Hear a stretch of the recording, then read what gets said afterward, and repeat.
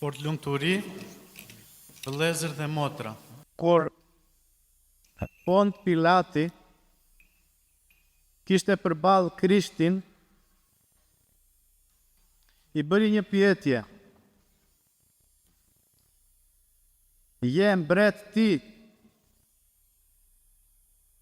Dhe Krishti ishte ashtu siç ishte, i torturuar tër natën, pa gjumë, dhe ishte si ironi.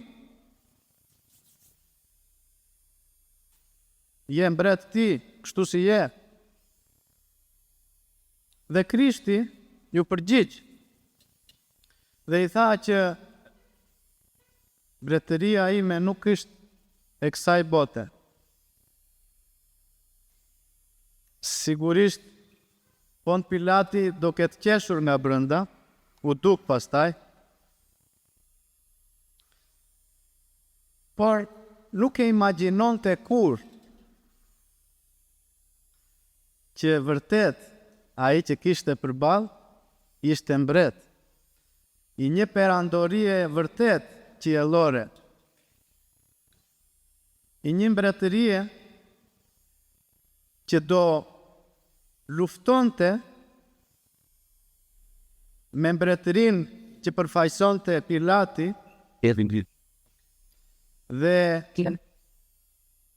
për 300 vjet kjo betejë dhe kjo luftë do bëhej midis ndjekësve të Krishtit dhe të ushtarëve romak, duke mbajtur njëra palë shpatë dhe pala tjetër kriqi. Njëra palë duke prerë kokën dhe duke derdhur gjak, pala tjetër duke ulur kokën dhe duke ofruar gjakun e saj. Dhe kaluan 300 vjet deri sa ai Krishti, ai mbreti që përballë me Pilatin, me kriqin e tij, u fut në zemrën e perandorit romak. Dhe mposhti perandorin romake, me një lloj lufte që se kishte imagjinuar asnjë filozof në historinë e njerëzimit.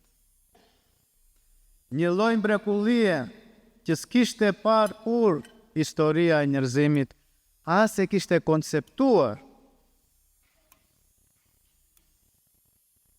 Dhe është Konstantini i Madh, që kisha e quan të madh, që bashkoi perandorin toksore me perandorin qiellore.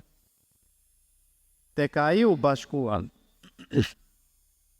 Dhe nuk kishte më ushtar martir, por filloi e lulëzoi kisha me ushtar të rinj që quhen murgj,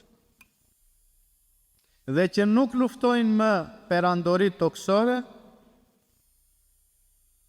po perandorin e atij që është mbrapa së keqes, mbretin e errësirës, i cili është ai që mashtron dhe dërgon njerëzimin në hadh, në vdekjen e vërtet, në vdekjen e shpirtit dhe jo në vdekjen e trupit. Konstantini i Madh hapi kishën, la të çelte gjithë fuqia dhe potenciali i kishës, por në fund thot historia që pasi vdiq, ju shfaq pajisi të madh. Pajisi i madh ishte oshënar, ishte atë i shkretëtirës. Dhe dëgjoni çfarë i tha. Ai perandor që kishte lavdin më të madhe se bashkoi gjithë Romën në pushtetin e tij. Dëgjoni çfarë i tha perandori Konstantin, shën pajisi të madh, një leckaman murg në shkretir. Në qoftë se do dija, i tha, çfarë lavdi kanë murgjët, ata që ofrojnë jetën e tyre në këtë botë e Krishtit, do e kisha edhe kurorën time mbretërore larg, dhe do bëhesha dhe unë murg. Dhe lavdia toksore i pushtetit njerëzor bëhet zero përpara lavdis që ofron mbretëria e vërtet, mbretëria e Krishtit, mbretëria që fiton vërtet zemrat e njerëzve në mënyrën që neve nuk na vete mendja nga njerë. Dhe ai kriq që ngriti Konstantini i Madh, akoma është atje lart, siç e ngriti. Prandaj dhe nëna e tij, Shën Elena, që dhe ajo feston sot me të, nga aktet të para që bëri sa kurorëzua dhe ajo Auguste, ishte të gjente kriqin e Krishtit dhe ta ofronte kishës thesarin më të madh, sepse ai kriq ngul në zemrën e saj, në zemrën e birit të saj, në zemrën e të gjithë botës, dhe është ai që ndryshoi botën e sotme, edhe pse emperorët tanë nuk e kuptojnë. Bota e sotme, vlerat që ekzistojnë sot në botë janë nga krishterizmi, janë nga kriqi i Krishtit, janë nga ungjilli. Para Krishtit nuk i imagjinonin këto që jetojmë sot ata.